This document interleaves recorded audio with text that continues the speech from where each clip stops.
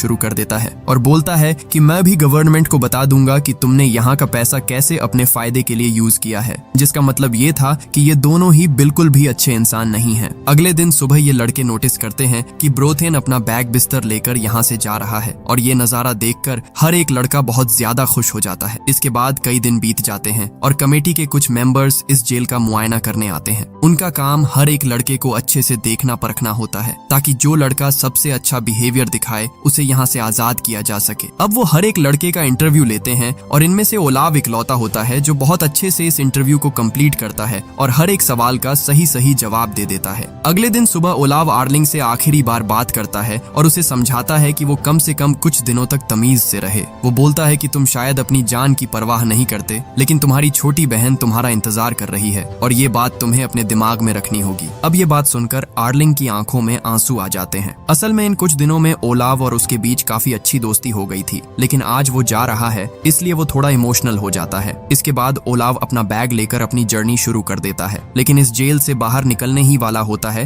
कि तभी वो नोटिस करता है कि ब्रोथेन दोबारा वापस आ गया है और ये देखकर उसे काफी अजीब लगता है क्योंकि वो समझ ही नहीं पाता कि ये कैसे पॉसिबल है। लेकिन फिर भी वो अपने इस डाउट के साथ आगे बढ़ता जाता है और जाते जाते वो एक गार्ड से पूछता है कि ब्रोथेन दोबारा वापस आ गया है, क्या ये बात वार्डन जानता है? तब गार्ड बताता है कि बिल्कुल जानता है, क्योंकि ब्रोथेन और वार्डन जो भी करते हैं हमेशा मिलकर करते हैं, इसलिए ये बात भी वो जरूर जानता है। और ये सुनकर ओलाव एक पल के लिए थम जाता है और वो पहली बार समझ पाता है कि ये सब कुछ सिर्फ उनका एक प्लान था। असल में यहाँ कुछ भी ठीक नहीं हुआ था, बल्कि ब्रोथेन दोबारा इन लोगों के साथ कुछ गलत करने ही वाला था। इसलिए वो और आगे नहीं बढ़ता, बल्कि वो डिसाइड कर लेता है कि वो यहाँ से तभी जाएगा जब वो ब्रोथेन का मर्डर कर देगा। इसलिए वो दोबारा वापस आ जाता है और वो ब्रोथेन को अपनी मर्जी के मुताबिक मारना शुरू कर देता है। अब ये नजारा दूर खड़ा आर्लिंग देख लेता है और वो समझ जाता है कि ये काम करने से यहाँ की कमेटी उसे दोबारा जेल में बंद कर देगी। इसलिए वो तुरंत दौड़ कर आता है और अपने दोस्त की हेल्प करता है और उसे रोकने की कोशिश करता है, लेकिन तभी कई गार्ड्स उस पर अटैक कर देते हैं, जिसके चलते आर्लिंग बहुत ज्यादा गुस्सा हो जाता है और वो भी उन्हें मारना शुरू कर देता है। अब चूंकि यहाँ गार्ड्स की तादाद ज्यादा होती है, इसलिए ये लोग कुछ नहीं कर पाते, बल्कि बहुत आसानी से ये गार्ड्स उन्हें एक अंधेरी काल कोठरी में बंद कर देते हैं जहाँ किसी भी तरह की लाइट नहीं होती और सोने जैसी कोई जगह नहीं होती, बल्कि हर एक को एक अलग अलग पिंजरे के अंदर लेटे रहना पड़ता है और इस तरह वो एक रात गुजार देते हैं।